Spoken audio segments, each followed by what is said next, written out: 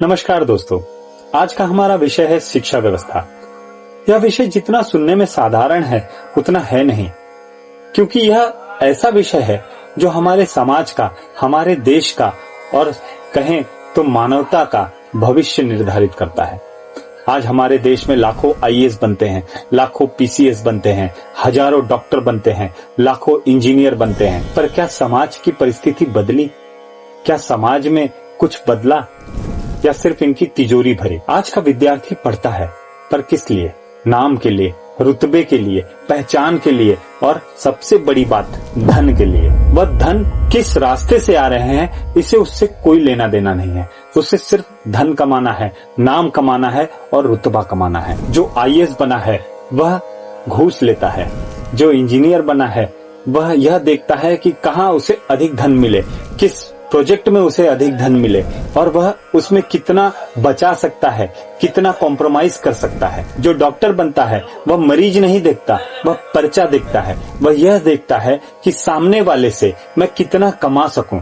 वह यह देखता है कि किस फार्मा कंपनी से मैं कितना धन ले सकूं। जो नेता बनता है वह सिर्फ चुनाव के बारे में सोचता है। जो पुलिस बनता है वह केवल घूस के बारे में सोच रहा है और वह यह सोच रहा है कि मैं किससे कितना घूस ले लूं। यह सारा काम करने वाले पढ़े लिखे लोग हैं।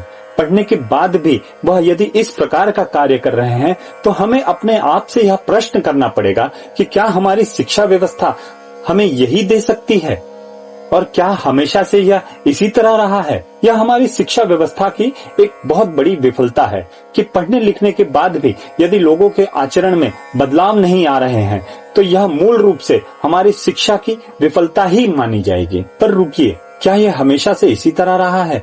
नहीं। क्या हमारे चाणक्य केवल नाम के लिए पढ़ाई करते थे? नहीं।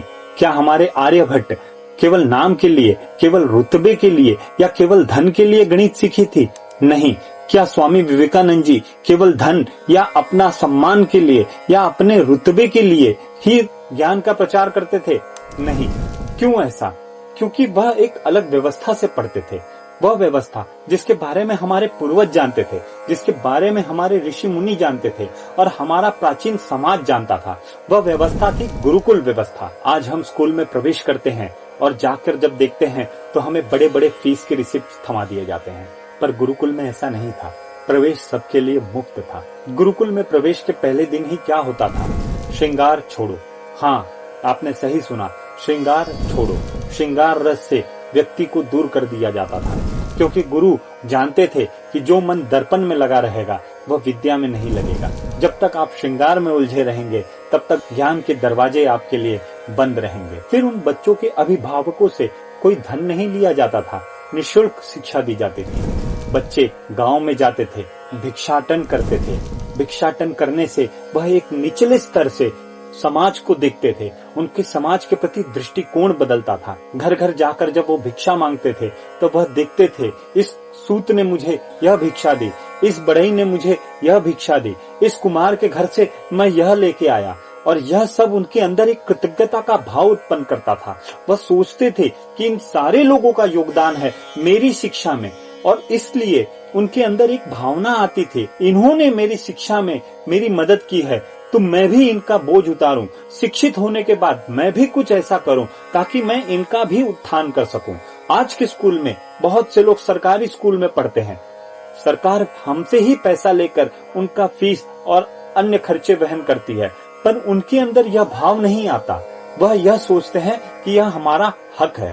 पर गुरुकुल के बच्चे यह सोचते थे कि यह मेरी जिम्मेदारी है। गुरुकुल में हमें एक चीज और सिखाई जाती थी, वह है साफ सफाई और व्यवस्था। आज हम जानते हैं कि हमारे समाज के लिए, हमारे घर के लिए और हमारे जीवन के लिए सफाई कितना महत्वपूर्ण अंग है। पर क्या यह सरकार की जिम्मेदारी है? आज पढ़े लिखे लोग भी इसका अनुसरण नहीं करते। कारण क्या है? क्योंकि उन्हें यह चीज सिखाया ही नहीं गया, उन्हें बताया ही नहीं गया कि साफ सफाई करना तुम्हारी नैतिक और मौलिक जिम्मेदारी है।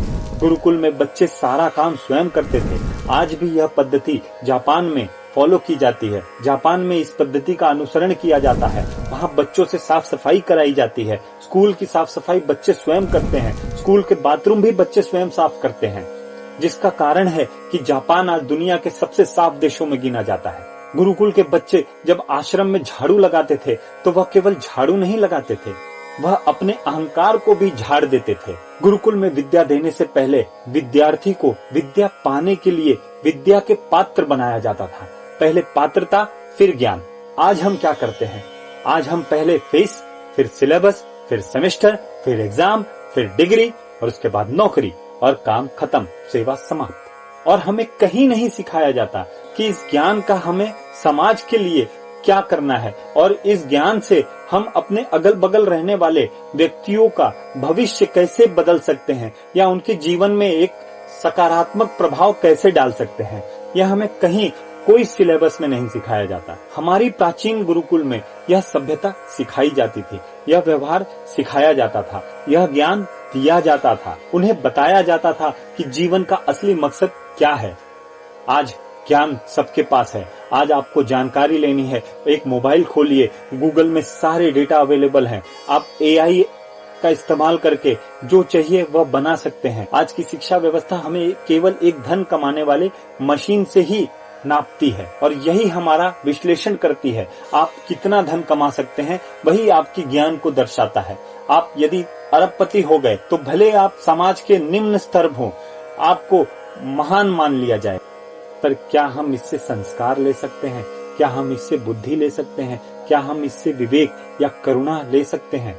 यह करुणा और विवेक आते थे संस्कार से और यह संस्कार आते थे हमारे गुरुकुल से। तो क्या हम गुरुकुल वापस लाएं? नहीं, यह आज के समय पूर्ण तरह से संभव नहीं है, पर हम इसमें प्रयासरत रह सकते हैं। आज हमें बच्चों से यह बार बार बताना होगा, यह बार बार उन्हें समझाना होगा कि तुम जो पढ़ रहे हो, जो ज्ञान ले रहे हो, या तुम्हें इसका खर्चा समाज द्वारा वहन किया जा रहा है और इसका प्रत्यक्ष उन्हें ले जाकर प्रमाण देना होगा। और उनके अंदर यह बार बार कह के यह भाव उत्पन्न करने पड़ेंगे कि आपने जो भी ज्ञान अर्जित किया है उसके पीछे समाज का पैसा लगा हुआ है, ताकि वह समाज के प्रति कृतज्ञता का भाव उत्पन्न हो। सारे बच्चों से स्कूल की साफ सफाई करवाई जाए और यह नियमित तौर से कराई जाए। यहाँ यह न देखा जाए कि कौन कितना धनवान है या किसके माता पिता कितने अधिक बलवान है या पहुंच वाले हैं। सारे बच्चों के लिए सामान व्यवस्था हो और सब स्कूल की सफाई करें। और यह जब हम शुरू से बचपन से बच्चों के मन में यह भाव डालेंगे तो वही भाव, वही बच्चे उस चीज को समाज में लेके आएंगे। हर पाठ्यक्रम में सेवा, करुणा और कृतज्ञता का भाव उत्पन्न हो। इस तरह से सिलेबस को, इस तरह से पढ़ाई के तरीके को हमें मॉडिफाई करना पड़ेगा। स्कूल को यह जिम्मेदारी लेनी पड़ेगी कि हर शिक्षक उनका केवल एक कर्मचारी नहीं है, वह एक गुरु है। और उसे यह बताया जाए कि वह केवल ज्ञान देने का कार्य उसका नहीं है, वह बच्चों में करुणा, विवेक और कृतज्ञता का भाव उत्पन्न करे, सेवा भाव उत्पन्न करे। यह भी कार्य शिक्षक का है और इसका पूरा ख्याल स्कूल की व्यवस्था, स्कूल के व्यवस्थापक को रखना आवश्यक हो। क्योंकि अगर हमने यह बात अभी नहीं सोची और यह बदलाव अभी नहीं किया तो हमारे बच्चे पढ़े लिखे तो होंगे लेकिन वह एक मशीन से कम नहीं होंगे। जय श्री राम।